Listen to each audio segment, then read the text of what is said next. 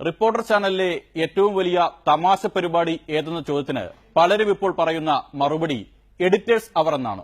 ആ ബഹുമതിക്ക് സി കേശവൻ നൽകിയ സംഭാവനകൾ ചില്ലറയല്ലതാനും.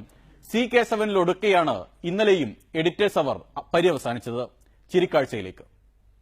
ഒരു ക്ഷേത്രം കത്തിയാൽ അത്രയും അന്ധവിശ്വാസം ഇല്ലാതാകുമെന്ന് പറഞ്ഞത് സി കേശവനാണ്. കമ്മ്യൂണിസ്റ്റ് പാർട്ടിയും അത് ആ സി കേശവൻ പറഞ്ഞു. സി കേശവൻ ആരാ? ഒരു ക്ഷേത്രം കത്തി നശിച്ചാൽ അത്രയും അന്ധവിശ്വാസം കുറയും എന്ന് പറഞ്ഞത് ആരാണ്? അതാണ് ചോദ്യം. ഈ കേരളം കേൾക്കട്ടെ, ഒന്ന് പറ. കെ ദാമോദരൻ. ശരി, കെ ദാമോദരൻ. അല്ലെങ്കിലും സി കേശവനിൽ തട്ടി തോൽക്കുകയെന്നത് ചാനൽ ചർച്ചകളിലെ ബിജെപിയുടെ തീരാ ശാപമാണിപ്പോൾ. പറഞ്ഞിട്ടും നാട്ടുകാർ കളിയാക്കിയിട്ടും പഠിക്കാൻ തയ്യാറല്ലെന്ന് തന്നെ പ്രഖ്യാപിക്കുകയാണ് ബിജെപി നേതാക്കൾ ഇപ്പോഴും. ഇന്നലെ ബി ഗോപാലകൃഷ്ണനായിരുന്നു ഇര. പതിവ് പോലെ അമ്പലം തകർത്താൽ അന്ധവിശ്വാസം ഇല്ലാതാകുമെന്ന് കമ്മ്യൂണിസ്റ്റുകാരാണ് പറഞ്ഞതെന്ന് മൂപ്പരും അങ്ങ് തട്ടി. ഒരു ക്ഷേത്രം തകർന്നാൽ അത്രയും അന്ധവിശ്വാസം തകരുമെന്ന് പറഞ്ഞത് നിങ്ങളാണ്. ബിജെപിക്കാരെ ഇക്കാര്യം പറഞ്ഞ് പഠിപ്പിച്ച് മടുത്ത അഭിലാഷ് തന്റെ നിസ്സഹായാവസ്ഥ വീണ്ടും വ്യക്തമാക്കി. ഈ തർക്കം ഞാൻ ഈ ചർച്ചയിൽ പറഞ്ഞു മടുത്തതാണ് ശ്രീ ഗോപാലകൃഷ്ണൻ. ഞാൻ ഒരിക്കൽ കൂടി അത് ആവർത്തിക്കുന്നില്ല. പക്ഷേ സിപിഐഎം നേതാവ് എം വി ഗോവിന്ദൻ അപ്പോൾ ശരിക്കും ഗോവിന്ദൻ മാഷായി. ഉത്തരം പറഞ്ഞിട്ട് പോയാൽ മതിയെന്നായി മാസ്റ്ററുടെ പക്ഷം. അമ്പലത്തിൽ ഒരു അമ്പലം നശിച്ചാൽ ആ അമ്പലം നശിക്കുന്നതിന്റെ ഭാഗമായിട്ട് അത്രയും അന്ധവിശ്വാസം ഇല്ലാതാവും എന്ന് ഏത് മാർസിസ്റ്റുകാരനാ പറഞ്ഞത്?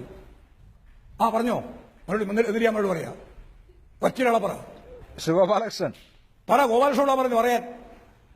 അപ്പോൾ ഗോപാലകൃഷ്ണൻ പറഞ്ഞത് കേട്ട് ബിജെപിക്കാരുടെ കൂടി ബാല്യം പകച്ചുപോയി കാണും. സഖാവ് ഇ എം എസ് എമ്പുതിരിപ്പാട്, നിങ്ങൾ ഇ എം എസ് എമ്പുതിരിപ്പാടിന്റെ പുസ്തകം വായിക്കാത്ത എന്റെ കുഴപ്പമല്ല.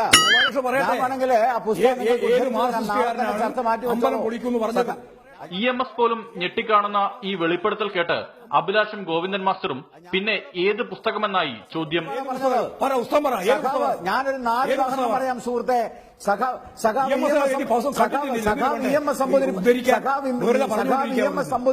ഞാൻ അങ്ങോട്ട് പറയാം, നിങ്ങൾ മിണ്ടാതിരിക്കെ.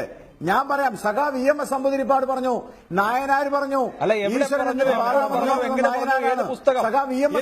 അതും പോട്ടെ, ഒറ്റയ്ക്ക് കെ കേളപ്പൻ നടത്തിയതാണത്രേ ഗുരുവായൂർ സത്യാഗ്രഹം. വൈക്കം സത്യാഗ്രഹം ചെയ്തത് കെ പി കേശവമേനോനാ. ഗുരുവായൂർ സത്യാഗ്രഹം ചെയ്തത് കേളപ്പനാ. എന്തായാലും എഡിറ്റേഴ്സ് അവർ തമാശകൾ തുടരുകയാണ്. News desk reporter.